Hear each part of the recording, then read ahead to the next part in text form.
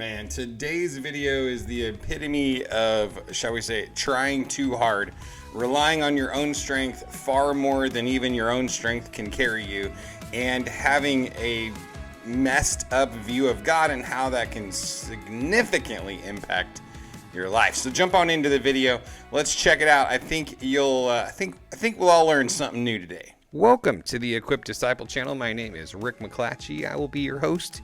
We are here to be and to make disciples of Jesus, and we do that through daily devos, through Sunday sermons, and through other discipleship resources. We are here to equip you. What's up, everybody? Welcome in. We are finishing up kind of the story of Jephthah, another one of the judges in the book of Judges, and today we are titling the whole video, The Saddest Story.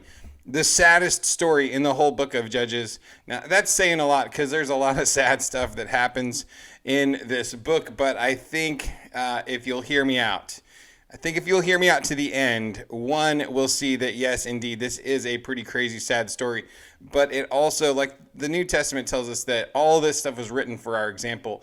All of this stuff is written to help us learn and grow, and really to avoid some of the pitfalls and the traps that other people have fallen into over time. And so I want you to jump on in to the slides, to the whole content. I want you to really engage today, and let's just see what we can learn. And so Judges chapter 11, starting in verse 29, the Spirit of the Lord came on Jephthah, who traveled through Gilead and Manasseh, and then through Mizpah of Gilead. And he crossed over to the Ammonites from Mizpah of Gilead. Now, I think maybe just quick recap. Obviously, if you did not watch yesterday's video, probably want to go check that one out and just begin to see the story of Jephthah and how it unfolded. And actually it's a pretty cool story at the beginning because, he gets rejected by his family because of who he was born from, and he was, the kid of a prostitute, essentially. Like, it was a bad situation, right? And so he had identity issues from the get-go. He had rejection issues from the get-go. And yet God still was using him. God still was like, hey, no problem. I got you. I'm bigger. I'm bigger than all of those definitions that people are trying to put on you. And he was going to accomplish great things. And so the people got in, they rejected him. The people got into a bunch of trouble, and they reached out to him because he was a great warrior. He was a great leader. He had a lot of great things going on for him. And when push come to shove, they were like, hey, Jephthah, we want you on our team. And he kind of confronted him and was like, hey, well, you didn't want me on my team before. You kind of rejected me. So maybe you don't get to have me on your team now. Maybe you missed your opportunity to have me on your team. And they make him the ruler, the big cheese. He's the head guy in charge now. So he goes to the king of the Ammonites, and he's like, hey, and they're like, hey, you stole our land, right? And he tries the whole diplomatic approach to correct their understanding of what history was, so that they understood, like, no, we didn't steal any land from you. We didn't steal it at all, actually. It didn't belong to you. The land that you have is your land. The land that we have is our land. And so he's trying to be diplomatic. He's trying to kind of really basically avoid having to go to full-on fighting in this whole situation. Now, that seems to be kind of falling apart, right? And so, but I want to just kind of focus on the first couple of words here. The Spirit of the Lord came on Jephthah. So we can already see that God has got his hand on Jephthah to accomplish something. And you have to believe that Jephthah knew that the Spirit of God was coming upon him, that he could sense the Holy Spirit coming upon him. And so this is a pretty powerful thing, just a side note, to think about the fact that in the Old Testament, man, they had to wait for special occurrences for the Spirit of God to come upon them. We have the blessed privilege of having the Spirit of God live inside us. And so man, let's keep that in mind of just what a privilege we have, that we have the Spirit of God living inside us and not just having to wait for periodically, for him to come upon us to fight battles. We've got him every day, all day, every day, for every battle that we face, keeping our focus, our attention on God, because he is our strength. He's the King of Kings. He's the Lord of Lords. And so the Spirit of God came on Jephthah, who traveled through Gilead and Manasseh and then through Mizpah of Gilead, and he crossed over to the Ammonites from Mizpah of Gilead. Jephthah made this vow to the Lord. I'm just going to read the rest of the verses, and then I have thoughts, people. I know you can't believe it, but I have thoughts and words. So if you in fact hand over the Ammonites to me, this is in verse 30, now verse 31, whoever comes out the doors of my house to greet me when I return safely from the Ammonites will belong to the Lord, and I will offer that person as a burnt sacrifice, or burnt offering, sorry. Jephthah crossed over to the Ammonites to fight against them, and the Lord handed them over to him. So the Lord was involved in this from the very get-go. So the Lord handed them over to him. Verse 33, he defeated 20 of their cities with a great slaughter from Aroer all the way to the entrance of Minnith and to Abel-keramim.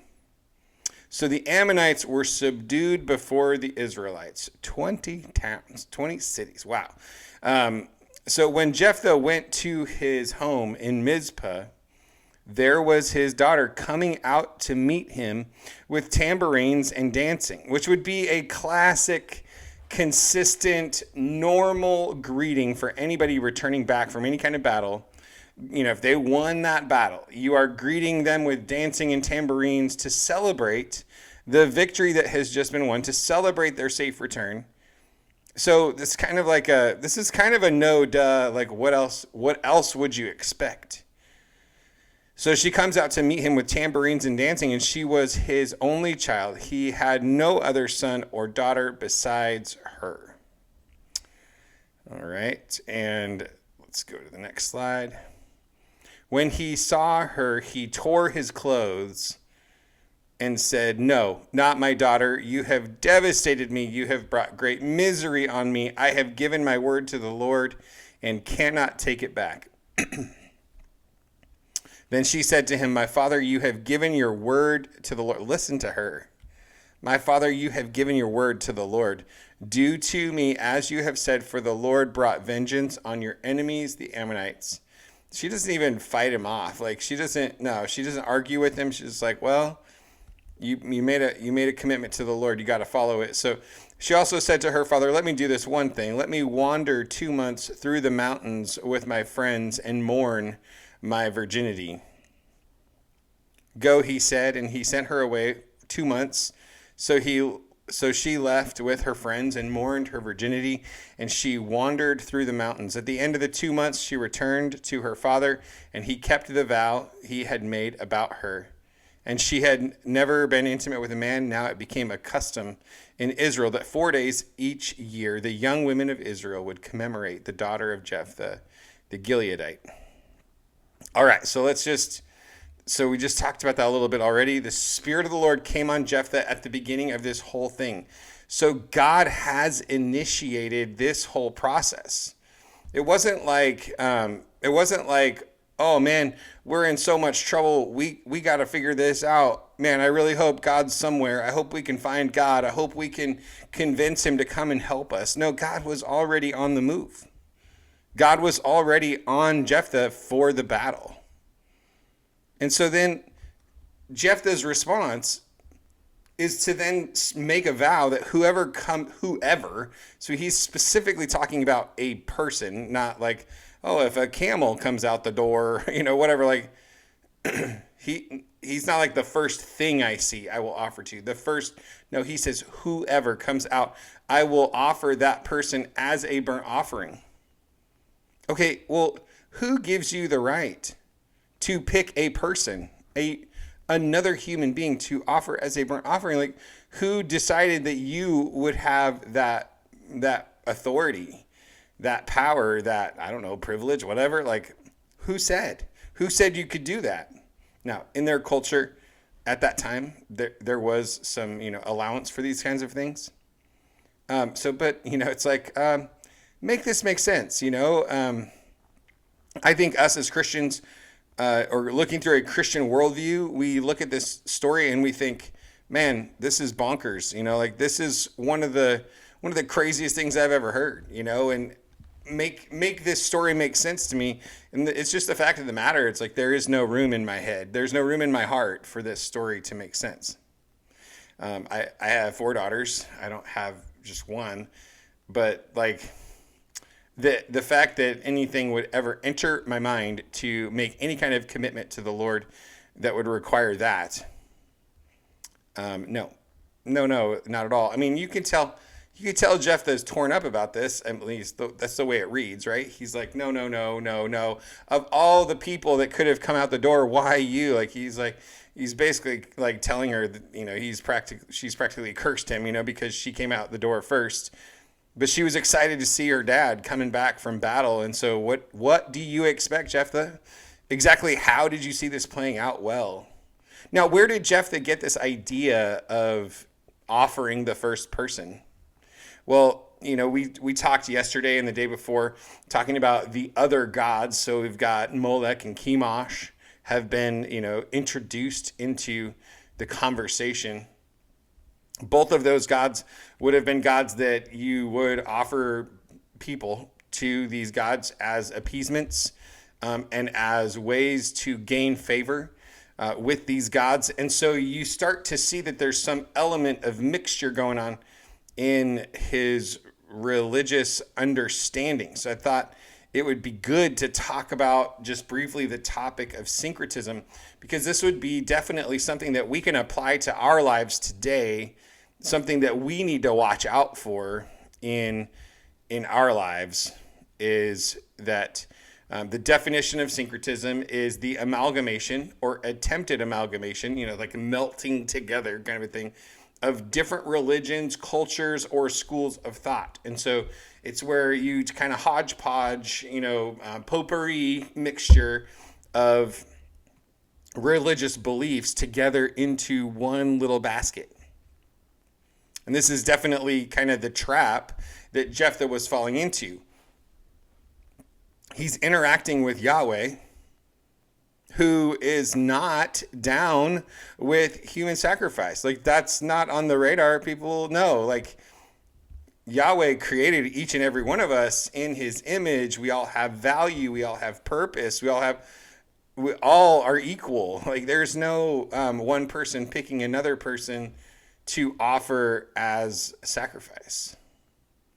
So exactly what are you thinking, Jephthah? He's thinking about all the religious stuff that he's seen around him, like the environment that he lives in, the culture that he's around, because you see for quite some time the Israelites, I mean, it's the story of the entire book of Judges. There was no one in charge, and everyone did what was right in the sight of their own eyes. Like, nobody did what was right in the sight of the Lord. And they went and they prostituted themselves to other gods, and they worshiped and served other gods. So they became accustomed to worshiping and serving according to the parameters that those gods, quote unquote, demanded. And then when they come back to Yahweh, they just kind of keep the idea the same. Like, that's how you relate to Yahweh. That is not how you relate to Yahweh. We see that the Spirit of God had already come on Jephthah, and then it tells us later that then Yahweh handed them over to Jephthah, like handed them over to him, so he had a victory much larger and much more effectively than he could have accomplished, even remotely accomplished on his own. Now, he was a good leader, gifted by God to be a leader. So yeah, like even that ability had already come from God. So this is where I say good theology matters. Sometimes people talk about, like, why do you waste your time, reading about theology trying to understand the nature of God and all that kind of stuff. Well, because good theology matters, because how I live my life flows out of who I understand God to be and how I understand him to operate. So if I believe that God wants to be like destructive, vindictive, vengeful God over people that are not serving him and I feel like I am a vehicle for that vengeance, for that judgment to come through, I'm going to operate a certain kind of way. I'm going to treat people a certain kind of way. If, on the other hand, I believe that God says, vengeance is mine, I will repay, says the Lord, and it's in his camp, and I surrender all of that stuff to him, and that actually I believe that Jesus tells me to love my neighbor and to pray, to love my enemy, not just my neighbor, but to love my enemy, and to pray for those that persecute me, that use me, that whatever. I'm supposed to love them and pray for them. Like, that's what I'm supposed to do, because I am understanding who God is and what he has commanded of us, what he expects from us, what he responds to. I read in the Old Testament that where he says to obey is better than sacrifice. He wants obedience and faithfulness, not so much sacrifice. He wants your heart, not that offering. And so, man, Jephthah could have accomplished, way more in regards to his relationship with God to bring an offering of praise flowing from his heart, much more so than just saying, hey, the first thing that walks out the door is going to be, my sacrifice. And so now let's talk just briefly about this comment about her mourning her virginity. Like, what in the world are we talking about here? And it sounds a little weird in some senses. And so, but to make the most sense of it, it does tell us that she is Jephthah's only kid. Like, he has no other offspring. So this decision, this rash vow that he made before Yahweh is the end of his family. Like, he is bringing an end to his family for no reason. It's so tragic, because God could have wanted to really bless him by, blessing the seed of his, of his daughter, like to see grandkids and great grandkids and great great grandkids. Instead, he sees barrenness and death because of his rash vow, because of his misunderstanding of the nature of God, because of his desire to earn what God has to give. And I think that's really the key here, is that Jephthah is trying to earn favor with God by offering something that actually doesn't even belong to him. That's crazy. So her mourning her virginity is not the act that gives up your virginity, but more so all of the things that she was never going to grow up, and get married and have kids and be able to be a mom and to, just experience all of that stuff. And in their culture, to have no kids was a significant sign of judgment from God. It was a curse. It was a label that you wore. So she was really wrestling with what that reality was for her. And so she just wanted to take some time to kind of process that, like, hey, let me mourn this before I go and lose my life, And let's go ahead and give you this on the full screen just so you can see the whole thing there. So what's the bottom line? Rebellion against God can have long-lasting impact, because the rebellion of God that the Israelites did, of leaving him, of worshiping other gods, left an imprint on multiple people. This is just one of the stories that we heard. How many more of these kinds of stories could have existed in their culture because of the constant and repeated abandoning of Yahweh and going and worshiping other gods and learning the ways they wanted to be worshiped and following those standards? So long-lasting impact can come from that. Number two, know God. It protects you against your enemy, and it protects you against yourself. When you know the nature of God, when you know what he's actually asking you for, when you know that he's not one that demands these crazy things, then you can operate in a much better fashion. You can serve him more effectively and not have rash, ridiculous vows made to try to curry favor with God that really he's already giving, right? Because God's grace is unmerited favor. It can't be earned. And so we need to stop trying to focus on earning it and just focus on receiving it and then responding in gratefulness and thankfulness. Number 3, receive from God. Know that you don't really have anything to give. That was what we just talked about. Other than your obedience and your faithfulness. To obey is better than sacrifice. Obey the Lord. Follow his commands. Don't try to give him things. He doesn't need anything. Like, he just wants your heart. Your heart is really the one thing that you can give God that he, in some senses, does not have control over. Like, you got to make sure you don't take me out of context there. Like, he has ultimate authority over you. But because he's given us the ability to choose, to make decisions, the best offering we can give him is to give him the love and praise and worship from our hearts, because that's the part that we kind of get to control.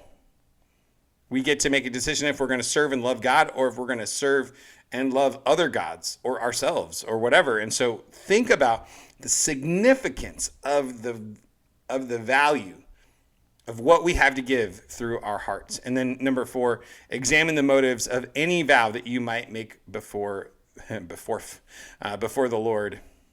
Examine the motives of any vow that you might make before the Lord. Because if you think about what was Jephthah's motive behind making this vow, his motive was self-centered, that he would have the favor of God, the power of God on something that God had already called him to. And so really it was a self-serving, rash vow that was misinformed by bad theology, causing death to someone in his family that was completely unnecessary. I mean, the tragedy of it all is so intense. That's why I call it the saddest story in the book of Judges, because it was so incredibly unnecessary for any of it to happen. So let us learn a lesson from this, that we would know God, that we would understand his character, that we would give the offering of obedience and faithfulness to him and not try to give him any kind of crazy things to try to earn his favor. Give him your heart in response to what he has already given you. And so with that, I pray you are blessed today. I pray you are encouraged and strengthened today. And I pray that you seek him today and that you know him more and more so that we serve him and love him in the right way. God bless you. Have a great day. I'll see you tomorrow. Hey, if you're getting value out of these videos, if you could just make sure you hit the like button, maybe subscribe to the channel. YouTube is suggesting a video right about here for you to check out. So go ahead and check out the next video.